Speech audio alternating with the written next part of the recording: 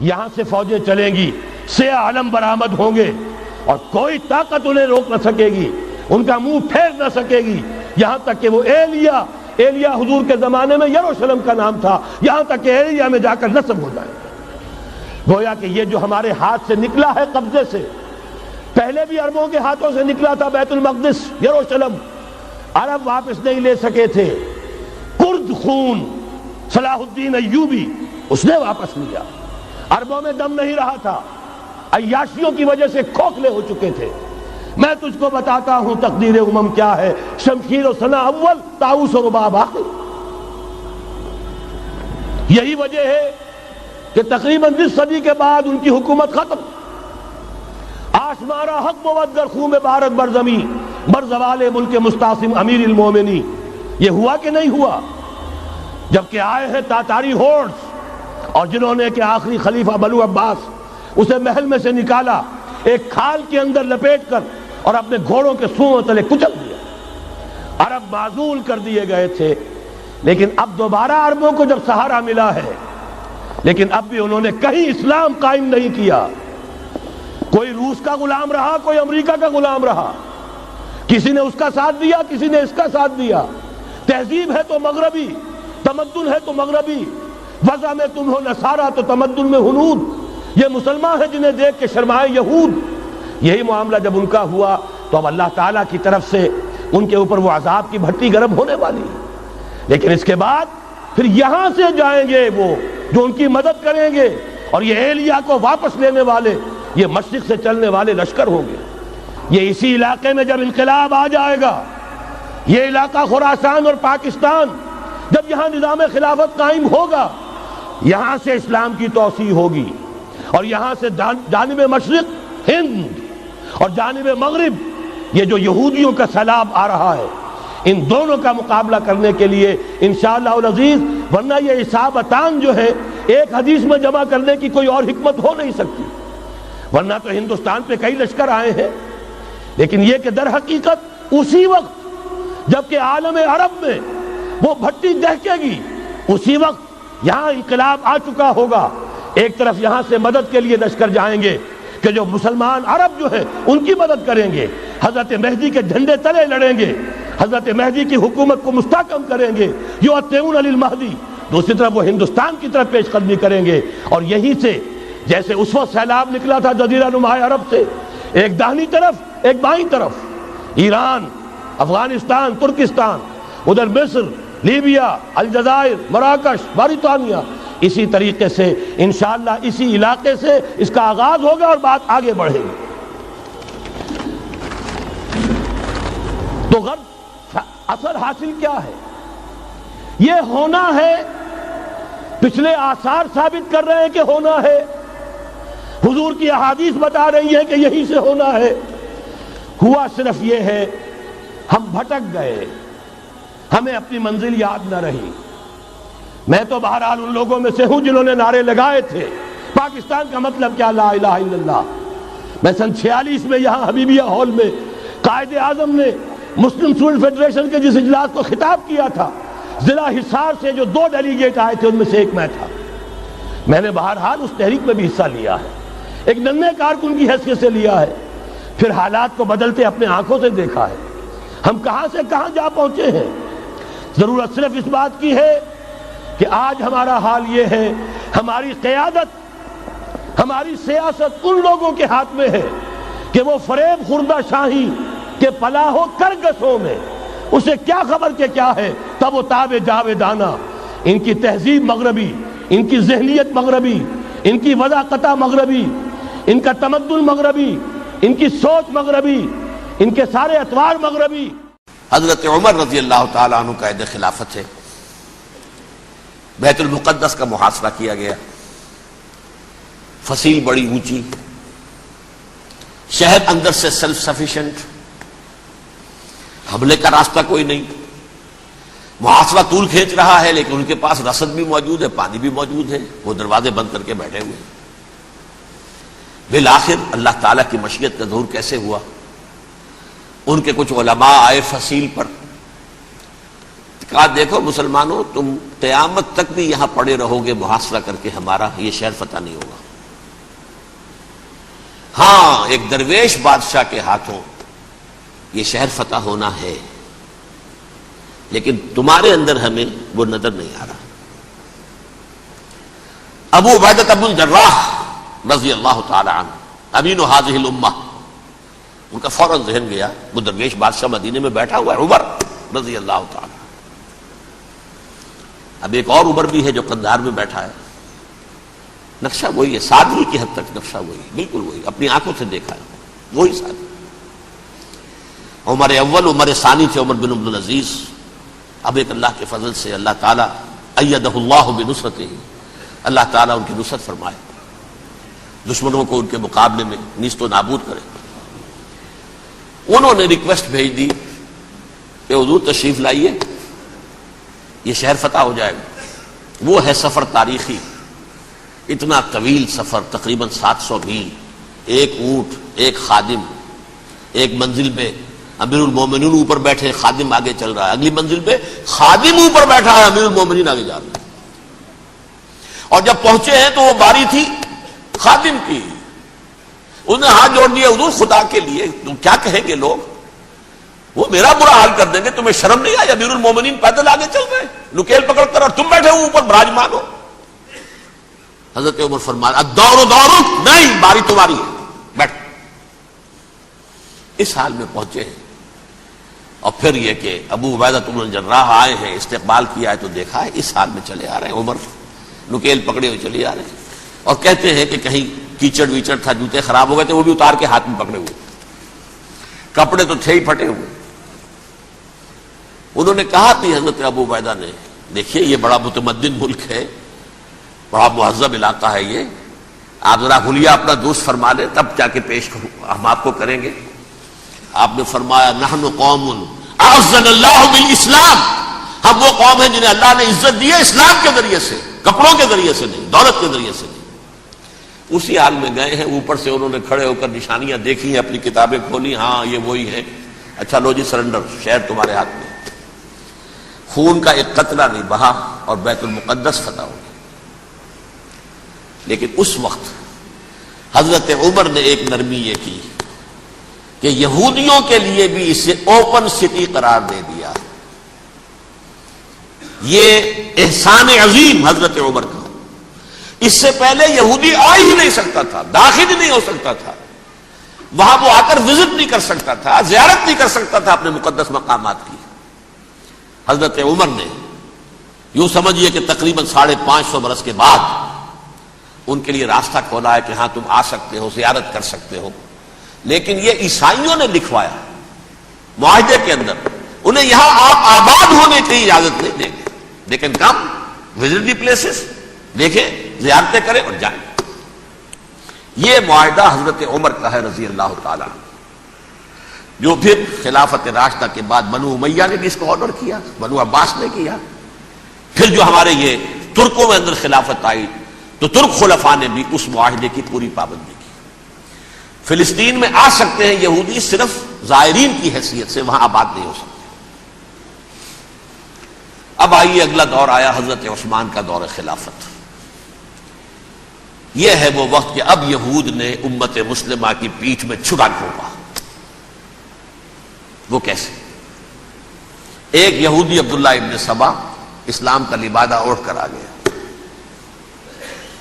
معاشرے کا جائزہ لے لیا، ان میں بنو ہاشم اور بنو امیہ میں جو پرانی کشاکش تھی اس کے کچھ نہ کچھ جراثیم باقی ہیں، اگر ان کو ذرا بھڑکا دے تو مسلمانوں میں انتشار پیدا ہو جائے۔ کہا یہ عثمان کون ہے؟ یہ تو بنو امیہ میں سے ہے، یہ حق تو بنو ہاشم کا ہے، خلافت ان کے پاس ہونی چاہیے، محمد کے تو رشتہ دار وہ ہے صلی اللہ علیہ وسلم۔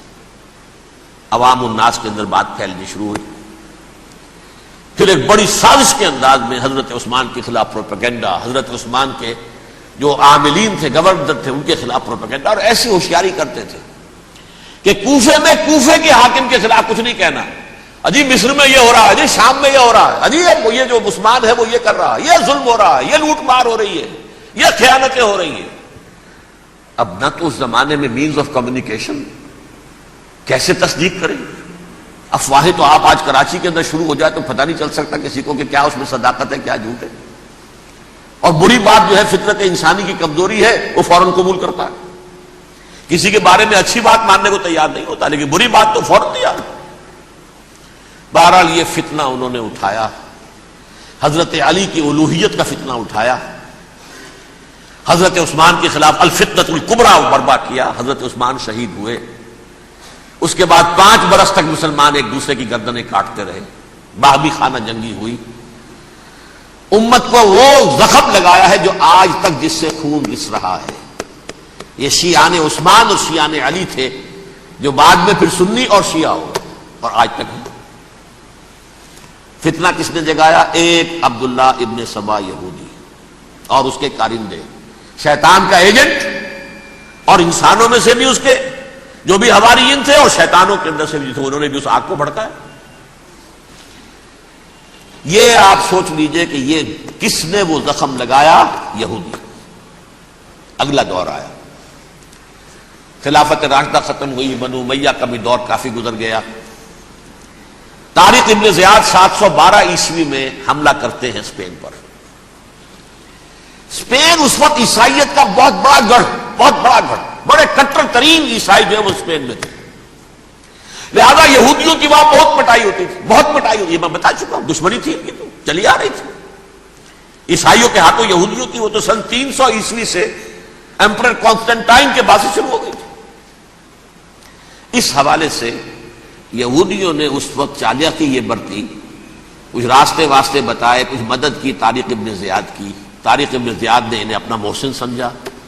ہسپانیہ فتح ہو گیا تو یہودی چونکہ محسنین کی فہرست میں آ چکے تھے، انہیں بہت اقتدار نصیب ہوا. بڑی سپورٹ مسلمانوں نے دی. ان کے بڑے بڑے علماء جو اسی دور کے اندر پیدا ہوئے، بڑے بڑے تھنکرز ان کے اسی دور میں پیدا ہوئے. بن گوریون جو کہ ایک وزیر اعظم تھا اسرائیل کا، اس نے یہ لکھا اپنی کتاب میں، Muslim Spain was the golden era of our diaspora. وہ ڈائسپورا جو 70 عیسوی سے شروع ہوا تھا اور 1917 عیسوی تک جاری رہا ہے، اس میں سے گولڈن ایرا ہمارا جو تھا وہ مسلم اسپین تھا. ہسپانیہ میں بیٹھ کر ہم نے عیش کیے. لیکن وہاں سے انہوں نے اور جو کچھ کیا، یہ تو داستان کے جو بہت سے گوشے ہیں، لیکن میں جس اسٹریٹ لائن میں چل رہا ہوں اس کے اعتبار سے ایک بات سمجھ لیجیے. وہاں بیٹھ کر انہوں نے اب عیسائیت کی پیٹھ میں چھرا گھونپا، پروٹیسٹنٹ مذہب پیدا کیا، تقسیم کر دیا. جیسے شیعہ سنی کی تقسیم، عبداللہ ابن سبا، رومن کیتھولک اور پروٹیسٹنٹ کی تقسیم، یہودی علماء. ہوتا کیا تھا؟ ہسپانیہ کی یونیورسٹیاں ہیں، کارڈووا میں ہے، ٹولیڈو میں ہے، گریناڈا میں ہے، غرناطہ، قرطبہ، تولیتلا، اور وہاں آتے تھے لوگ. فرانس سے چلے آ رہے ہیں نوجوان پڑھنے کے لیے، جرمنی سے چلے آ رہے ہیں، اٹلی سے چلے آ رہے ہیں. 3 ہی ملک قریب ترین پڑھتے ہیں سینٹرل جو یورپ کے ہیں. یہاں پر جو ہے وہ اسلام جو نور پھیلا رہا تھا اس سے بھی مستفیض ہوئے. جہالت کے جو ہے پردے ان کے وہ چھٹے. اس کے ساتھ ہی وہ یہودی وہاں ان کے اندر جو جراثیم داخل کر رہے تھے وہ اس عیسائیت کے خلاف بغاوت تھی جو اس وقت دنیا میں. اب میں آپ کو ذرا اس جو انسانوں میں سے انسان دشمنی کا جن کا سب سے بڑا رول ہے، میں ان کی 2000 سالہ تاریخ کا آپ کے سامنے نقشہ رکھنا چاہتا ہوں. ان 1400 سال کا تو میں نے صرف 4 آپ کو پوائنٹس بتائے. موسیٰ سے عیسیٰ تک 1400 برس علیہم الصلاۃ والسلام. 2 مرتبہ عروج، 2 مرتبہ زوال. اشیریوں کے ہاتھوں پٹوائی، بابلیوں کے ہاتھوں پٹانا، گریکس کے ہاتھوں مرمت، رومنس کے ہاتھوں مرمت. یہ جو 2000 سال ہیں، کیونکہ اب تو ظاہر بات ہے 21ویں صدی شروع ہو گئی، 20 صدیاں حضرت مسیح کو پوری ہو گئی. پہلی بات نوٹ کیجئے، حضرت مسیح کی پیدائش ہے سن 1 قبل مسیح. یہ نقطہ آپ نے کبھی سنا ہے یا نہیں؟ جب ملینیم کا سلسلہ شروع ہوا تھا پچھلے سال تو میں نے بیان کر دیا تھا کہ ایک عجیب حساب کے اندر انہوں نے غلطی کی ہوئی ہے. حضرت مسیح کی پیدائش ہوئی 25 دسمبر کو. سن انہوں نے شروع کر دیا، جو اس کے بعد جنوری آئی تو پہلا سال شروع ہو گیا. اگر جنوری سے پہلا سال شروع ہوا تو یہ 6 دن جو ہے تو اس کے پچھلے سال میں تھے. لہذا کہا جائے گا کہ Jesus Christ was born 1 year before Christ BC. تو ایک قبل مسیح میں حضرت مسیح کی پیدائش ہوئی. یہ آخری اسرائیلی نبی اور رسول. یہودی علماء کی مخالفت، دشمنی، سولی پر چڑھوا دینا میں بیان کر چکا ہوں. سن 33 عیسوی میں جبکہ حضرت مسیح کی عمر 33 برس تھی، اللہ تعالیٰ نے انہیں زندہ آسمان پر اٹھا لیا. لیکن یہودیوں نے اپنے خیال کے مطابق انہیں سولی پر چڑھوا دیا، ان کی موت واقع ہو گئی. اگرچہ اس کے بعد یہ اختلاف ہے ان میں. یہودی کہتے ہیں وہ سولی پر چڑھ گیا، ختم ہوا، مر گیا. عیسائی کہتے ہیں نہیں، انتقال ہوا ہے مسیح کا صلیب پر، لیکن پھر وہ دوبارہ زندہ ہو گئے ہیں. ان کی لاش ایک غار میں رکھ دی گئی تھی، وہاں ریزریکشن ہو گیا، ان کا باعث بعد الموت وہی ہو گیا، اور پھر انہیں اللہ نے زندہ آسمان پر اٹھا لیا. تو ہمارے اور عیسائیوں کے درمیان نوٹ کر لیجئے، یہ چیز مشترک ہے کہ حضرت مسیح آسمان پر زندہ اٹھائے گئے. فرق کیا ہے؟ وہ سمجھتے ہیں کہ سولی دیے گئے، سولی پر مرے، پھر زندہ ہوئے، پھر گئے. ہم سمجھتے ہیں کہ نہیں، وما صلبوہ وما قتلوہ، انہوں نے نہ صلیب دے سکے انہیں اور نہ انہیں قتل کر سکے، بل رفع اللہ الیہ، اللہ نے اٹھا لیا. پھر ہمارا اور یہ اس کا عیسائیوں کا ایک اور اتفاق ہے، سیکنڈ کمنگ آف جیسس، حضرت مسیح دوبارہ آئیں گے. یہ عیسائیوں کا بھی عقیدہ ہے اور ہمارا بھی. بہرحال تو جیسا کہ میں نے عرض کیا کہ اس وقت یہ عذاب استیصال، عذاب اکبر کے مستحق ہو چکے تھے، لیکن اللہ نے ان کی مدت دراز کی ہے. لیکن ان پر دنیاوی عذاب کا ایک کوڑا جو ہے اللہ تعالی کی طرف سے اسی وقت برسا. دنیاوی عذاب دنیا میں رہتے ہوئے ختم نہیں کیا. 37 برس بعد حضرت مسیح کے رفع سماوی کے 37 برس بعد سن 70 میں یہودیوں نے بغاوت کی رومیوں کے خلاف. رومی ٹائٹس جنرل تھا ایک، اس نے پھر جو حملہ کیا ہے، 1,33,000 یہودی ایک دن میں قتل کیا یروشلم میں، اور ہیکل سلیمانی گرا دیا. وہ ہیکل پہلے بھی گرا تھا، پہلے 1400 سال کے دوران میں بھی نبوکڈنیزر نے گرایا تھا، لیکن پھر اس کے 150 سال بعد انہوں نے دوبارہ بنا لیا تھا، اس لیے وہ اسے سیکنڈ ٹیمپل کہتے ہیں. پہلا ٹیمپل جو حضرت سلیمان نے بنایا تھا، نبوکڈنیزر نے گرا دیا 587 قبل مسیح میں، پھر دوبارہ انہوں نے 150 سال کے بعد بنا لیا. وہ اس تاریخ کا حصہ ہے، میں نے جس کے بارے میں آپ کو تفصیل نہیں بتائی. اس میں یہ ہوا سن 70 میں وہ گرا دیا گیا، وہ آج تک گرا پڑا ہوا ہے. نمبر 2، یہ کہہ دیا گیا کہ یہودیوں اس ارض فلسطین سے نکل جاؤ، تم یہاں نہیں رہ سکتے اب. لہذا جس کا جہاں سینگ سمایا چلا گیا. یورپ میں چلے گئے، ایشیا میں آ گئے، عرب میں آ گئے. یہ 3 قبیلے جو رات بھی میں نے عرض کیا تھا، بنو قینقاع، بنو نذیر اور بنو قریظہ، یہ وہاں سے آ کے مدینے میں آباد ہو گئے. جس کا جہاں سینگ سمایا، افریقہ میں، ہندوستان میں، جہاں چلے گئے. ڈایاسپورا اسے کہتے ہیں، وہ آپ نوٹ کر لیجیے اس لفظ ڈایاسپورا. ہمارا دور انتشار، جبکہ ہمیں ہماری اصل سرزمین تو فلسطین ہے، حضرت ابراہیم کا مسکن، حضرت اسحاق، حضرت یعقوب کا مسکن فلسطین، یہ ہے ہماری اصل جاگیر، یہ تو ہماری جدی پشتی جاگیر ہے. لیکن یہاں سے نکال دیے گئے سن 70 عیسوی میں، اور وہاں سے لے کے 1917 تک ان کا ڈایاسپورا جاری رہا. یہ دور انتشار ہے. اس دور انتشار کے اب چند حصے ہیں جس کو میں چاہتا ہوں کہ آپ علیحدہ علیحدہ سمجھ لیں. دور انتشار کا جو پہلا جو ہے تقریباً 300 برس رومی حکمران تھے. وہ یہودیوں کے بھی دشمن تھے اور عیسائیوں کے بھی دشمن تھے. عیسائی اور یہودی ایک دوسرے کے بھی دشمن تھے، لیکن رومی سمجھتے تھے کہ یہ ایک ہی تھیلی کے چٹے بٹے ہیں. رومیوں کے نزدیک عیسائی بھی یہودیوں ہی کا ایک فرقہ تھے، کوئی علیحدہ مذہب تو تھا ہی نہیں. لہذا رومی جو ہیں رومنز، وہ ان دونوں کو ستاتے تھے، مارتے تھے، اور یہ آپس میں لڑتے تھے. یہودی عیسائیوں کو مارتے تھے، عیسائی یہودیوں کو مارتے تھے. یہ ہے 300 برس تک کی تاریخ. سن 300 عیسوی میں کیا ہوا؟ ایک معجزہ ہو گیا. بہت عظیم ایمپرر کانسٹینٹائن، قسطنطین اعظم، رومن ایمپررز میں سے بہت بڑا ایمپرر، وہ عیسائی ہو گئے. اب تو معاملہ بالکل تلپٹ ہو گیا، پوری سلطنت عیسائی ہو گئی.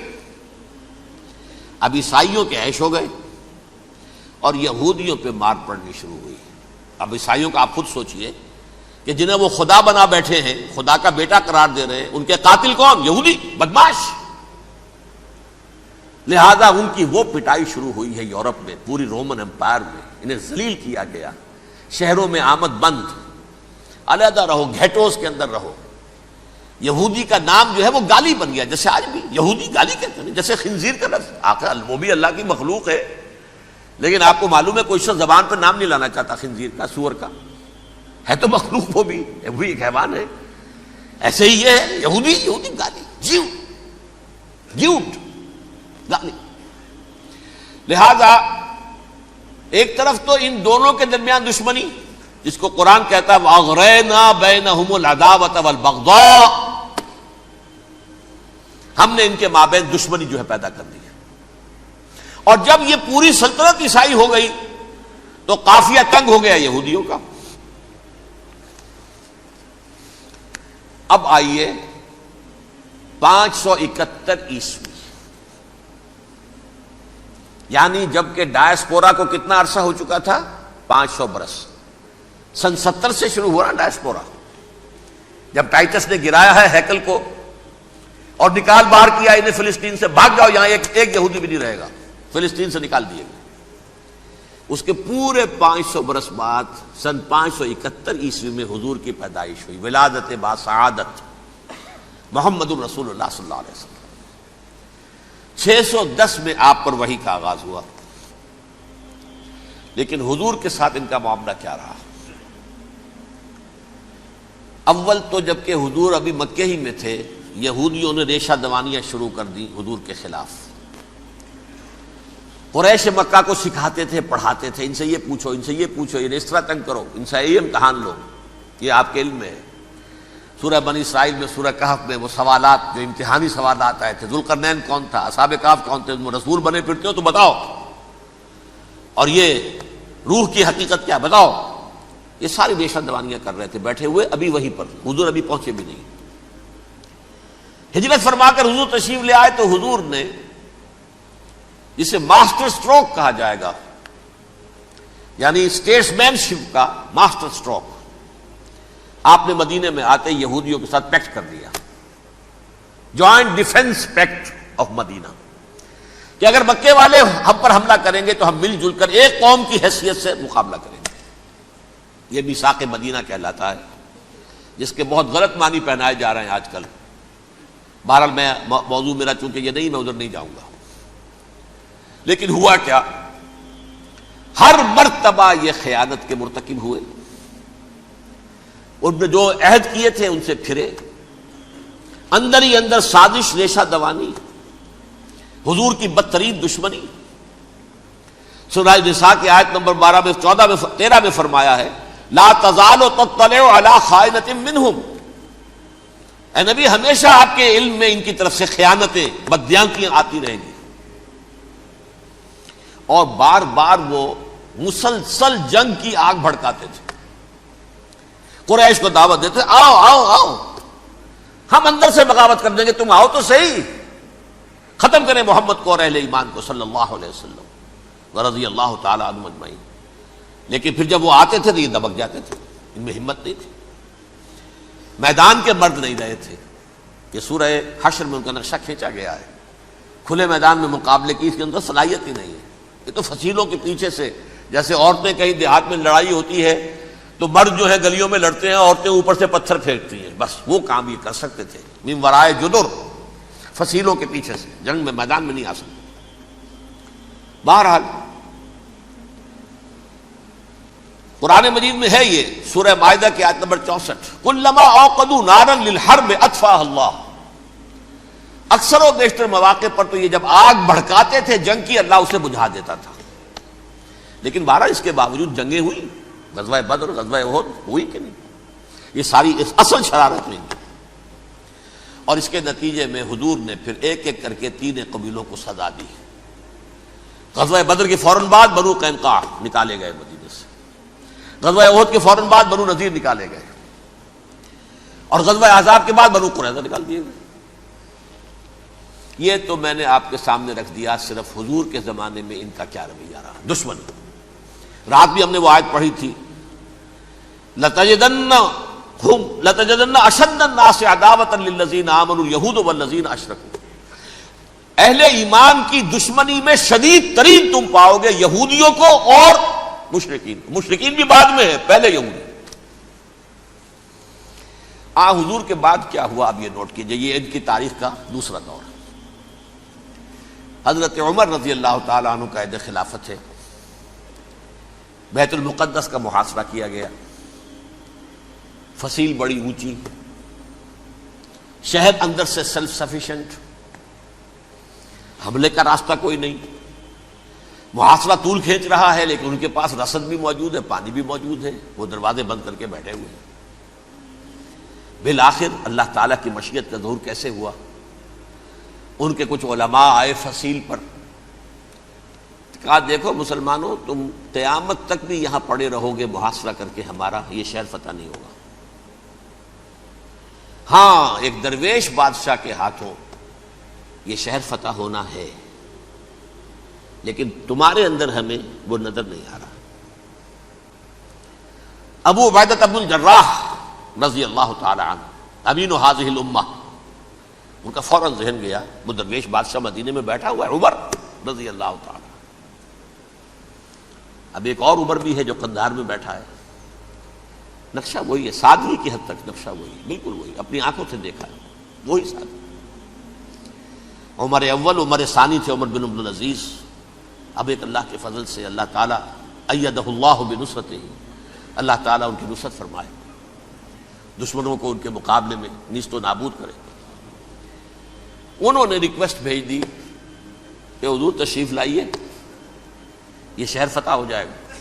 وہ ہے سفر تاریخی، اتنا طویل سفر، تقریباً 700 میل، ایک اونٹ، ایک خادم، ایک منزل پہ امیر المومنین اوپر بیٹھے، خادم آگے چل رہا ہے، اگلی منزل پہ خادم اوپر بیٹھا ہے، امیر المومنین آگے جا رہے ہیں. اور جب پہنچے ہیں تو وہ باری تھی خادم کی. انہوں نے ہاتھ جوڑ دیا، حضور خدا کے لیے تم کیا کہیں گے لوگ، وہ میرا برا حال کر دیں گے، تمہیں شرم نہیں آئی؟ امیر المومنین پیدل آگے چل رہے ہیں نکیل پکڑ کر، اور تم بیٹھے ہو اوپر براجمان ہو. حضرت عمر فرمایا الدور دورک، نہیں باری تمہاری ہے، بیٹھ. اس حال میں پہنچے ہیں. اور پھر یہ کہ ابو عبیدہ بن الجراح آئے ہیں، استقبال کیا ہے تو دیکھا ہے اس حال میں چلے آ رہے ہیں. عمر نکیل پکڑے ہوئے چلے آ رہے ہیں، اور کہتے ہیں کہ کہیں کیچڑ ویچڑ تھا، جوتے خراب ہو گئے تھے، وہ بھی اتار کے ہاتھ میں پکڑے ہوئے، کپڑے تو تھے ہی پھٹے ہوئے.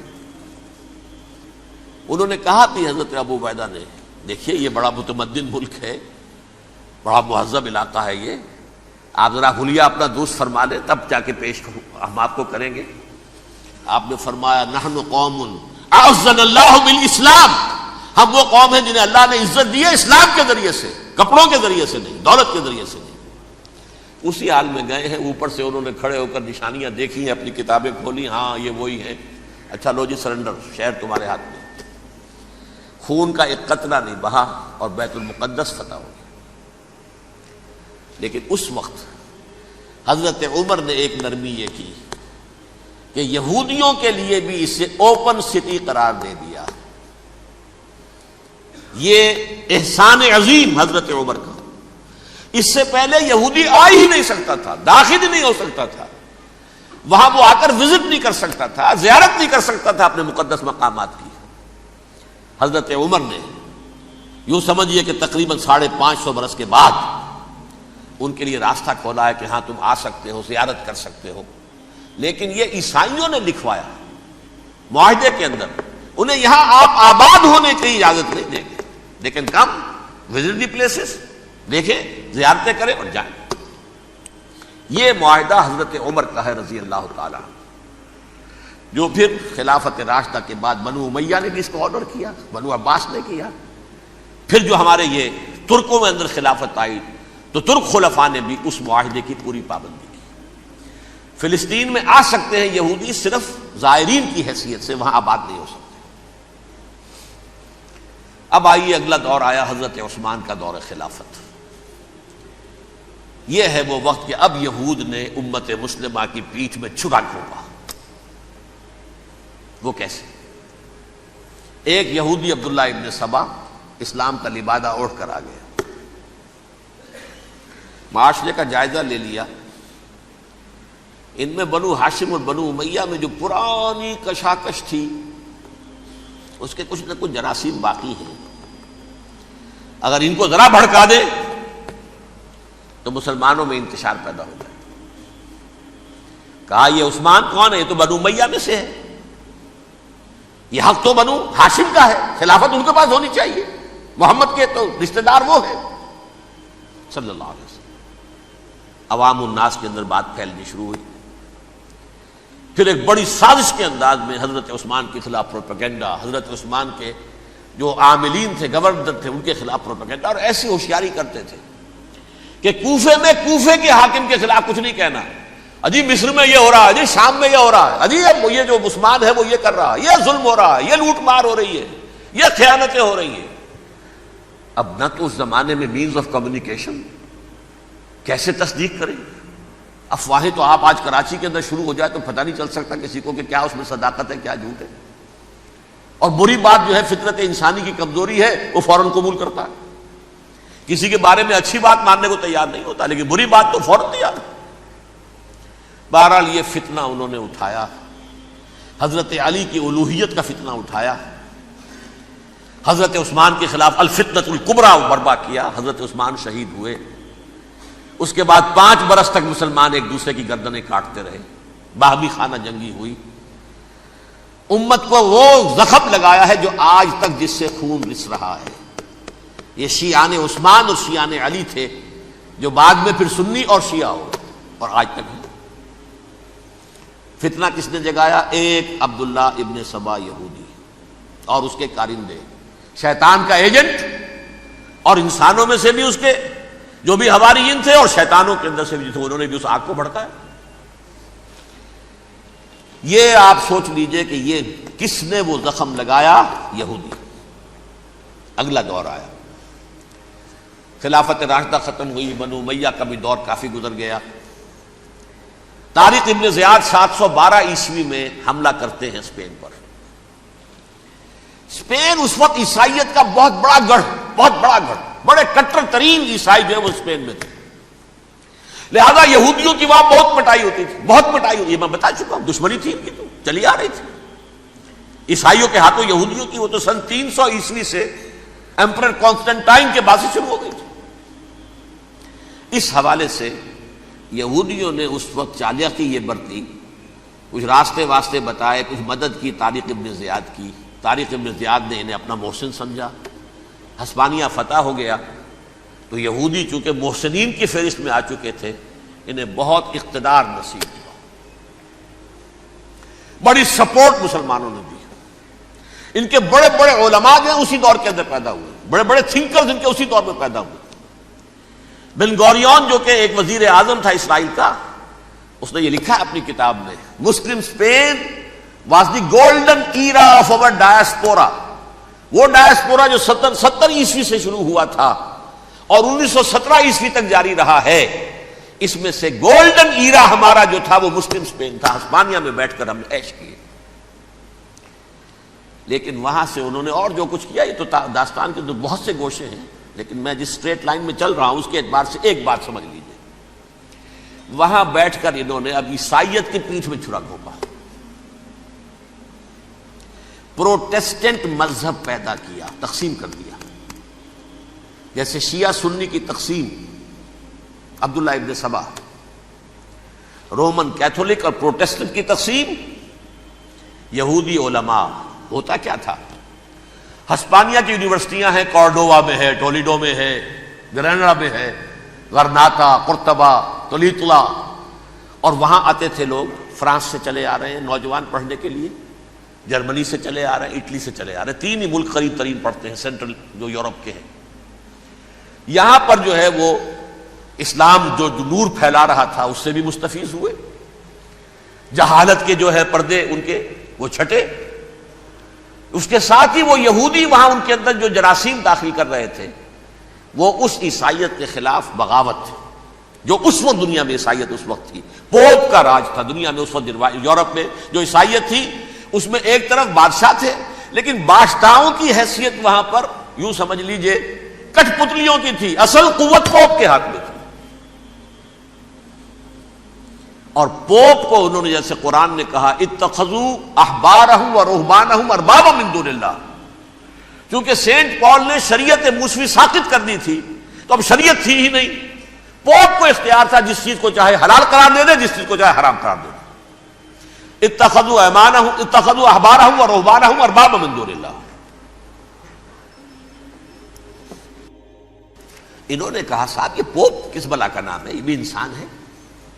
بات تو ٹھیک تھی نا، اصل حیثیت تو کتاب کی ہونی چاہیے نا، ڈیوائن بک، دی ریویلڈ اسکرپچر۔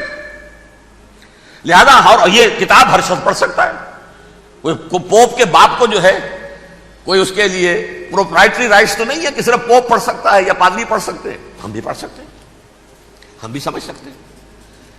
یہ باتیں تھی کہ جن کو بڑھا چڑھا کر بیان کر کے اور پوپ کا اقتدار ختم کرا دیا اور توجہ مرکوز کر دی بائبل کی طرف۔ اب بائبل میں بڑا حصہ تو اولڈ ٹیسٹامنٹ کا ہے۔ نتیجہ کیا ہوا؟ یہود کی عظمت پروٹیسٹنٹس کے نزدیک مسلم ہو گئی۔ اصل قوم تو یہ ہے، وہ دشمنی بدلی کہ نہیں بدلی؟ موسیٰ کے امتی یہ ہے، تورات موسیٰ کو دی گئی، ابراہیم کی نسل یہ ہے۔ لہذا وہ جو دشمنی تھی، جو عداوت تھی کہ ہمارے خدا کو سوری چڑھانے والے ہیں یہ بدماش، اس کا ازالہ ہوا اس پروٹیسٹنٹ مذہب کے نتیجے میں۔ یہ میں اب آپ کو بتاتا ہوں کہ ایک نتیجہ وہ نکلا ہے جسے برٹرنڈ رسل نے بیان کیا ہے، اس کی کتاب ہے ان پریز آف آئیڈلنس، صفحہ 108۔ وہ لکھتا ہے the Christians retaining the Judaic belief in special revelation added to it the Roman desire for worldwide domination and the Greek taste for metaphysical subtleties. The combination produced the most fiercely persecuting religion that the world has yet known.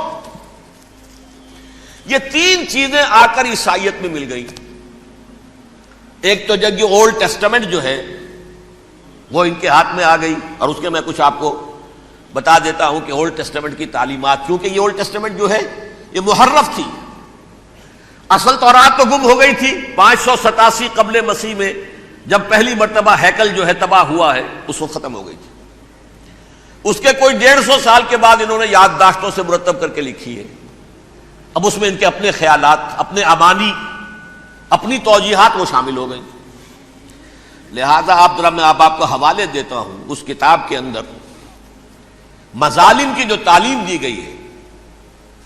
اہل کتاب نے اپنے مظالم قتل عام کے جواز کے لیے تورات میں تبدیلیاں کی اور پیغمبروں پر دہشت ناکی اور بدترین حرام کاری کے الزامات لگائے۔ سنیے، پہلا حوالہ ہے یہ گنتی باب 31 آیات 17-18۔ اس لیے ان بچوں میں جتنے لڑکے ہیں سب کو مار ڈالو، اور جتنی عورتیں مرد کا منہ دیکھ چکی ہیں ان کو بھی قتل کر ڈالو، لیکن ان لڑکیوں کو جو مرد سے واقف نہیں اور اچھوتی ہیں اپنے لیے زندہ رکھو۔ یہ کسی اللہ کی کتاب کا یہ جملہ ہو سکتا ہے؟ کسی ریویل بک کا؟ اور سنیے، یہ ہے استثناء ڈیٹرانومی باب 20 آیت 16-18۔ پر ان قوموں کے شہروں میں جن کو خداوند تیرا خدا میراث کے طور پر تجھ کو دیتا ہے، کسی ذی نفس کو جیتا نہ بچا رکھنا، جیسا خداوند تیرے خدا نے تجھ کو حکم دیا بالکل نیست کر دینا۔ مرد، عورتیں، بچے، بوڑھے سب ختم۔ یہ کتاب مقدس ہے۔ اور سنیے، سیموئیل باب 27 آیت نمبر 9، اور داؤد نے اس سرزمین کو تباہ کر ڈالا اور عورت مرد کسی کو جیتا نہ چھوڑا۔ نمبر 4، ان سب آباد شہروں کو ماں، عورتوں اور بچوں کے بالکل نابود کر ڈالا۔ کتاب استثناء باب 3 آیت 6۔ یہ ہے جو کہہ رہا ہے برٹرنڈ رسل، کرسچینٹی میں آ کر بھی یہ 3 چیزیں شامل ہو گئی۔ ایک تو یہ باربیرین، یہ تعلیم جو ہے، اور یہ مذہب کے نام پہ تعلیم، یہ کتاب مقدس کی تعلیم۔ نمبر 2، رومنز کے اندر جو ایک تمنا تھی ورلڈ ڈومینیشن کی، وہ عیسائیت کے اندر آ گئی، اس لیے کہ پوری رومن امپائر جو ہے عیسائی ہو گئی، تو اسے وراثت کے اندر ورلڈ ڈومینیشن کی جو ایک تمنا تھی وہ مل گئی۔ اور پھر یہ کہ انہوں نے جو توہمات تھے یونانیوں کے، ان کو بھی اپنے ہاں مختلف شکلوں کے اندر جمع کر لیا۔ ان 3 چیزوں کا the combination produced the most fiercely persecuting religion that the world has yet known. اس کے نتیجے میں دنیا میں تاریخ انسانیت کے اندر جو بدترین خونخوار ترین مذہب ہو سکتا ہے، وہ شکل عیسائیت نے اختیار کی۔ اور اس کا مظہر عتم کیا تھا، نوٹ کیجئے، صلیبی جنگیں۔ ایک بات ٹائم ٹیبل کے اعتبار سے نوٹ کر لیجئے گا، فرسٹ ملینیم ختم ہوا، سیکنڈ شروع ہوا۔ ان کے 1000 سال ختم ہوئے تو 11ویں صدی میں سیکنڈ ملینیم شروع ہوا، تو پہلی صلیبی جنگیں ہوئی، لاکھوں مسلمان قتل کیے، صرف یروشلم کے اندر اتنا خون بہایا ہے کہ خود ان کے ہسٹورینز لکھتے ہیں کہ جب ان صلیبیوں نے، جب گھوڑوں کے ساتھ وہ چل رہے تھے گلیوں میں، تو ان کے گھوڑوں کے گھٹنوں تک خون کی ندی بہ رہی تھی، جہاں سے گزرے ختم کرتے چلے گئے، آبادیاں کی آبادیاں ختم کر دی۔ اگرچہ اس کروسیڈ میں گیہوں کے ساتھ گھن بھی پسا، یہودی بھی بہت مارے گئے۔ یہ فرانس سے، جرمنی سے جب یہ کروسیڈرز آ رہے تھے، 3000 میل کا سفر طے کر کے آئے تھے، سوچئے تو صحیح۔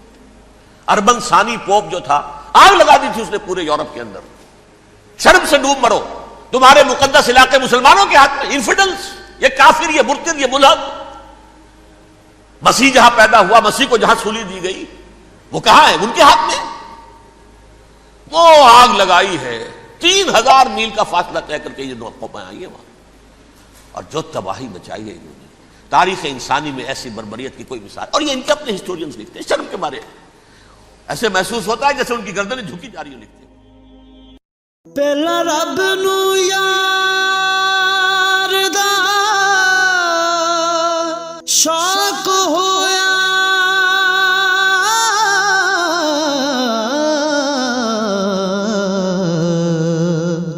نبی پاک دا کرن جمال مائیں آیا، وہی لے کے ہویا ترت حاضر، تے لیا یار نے یار نو پھال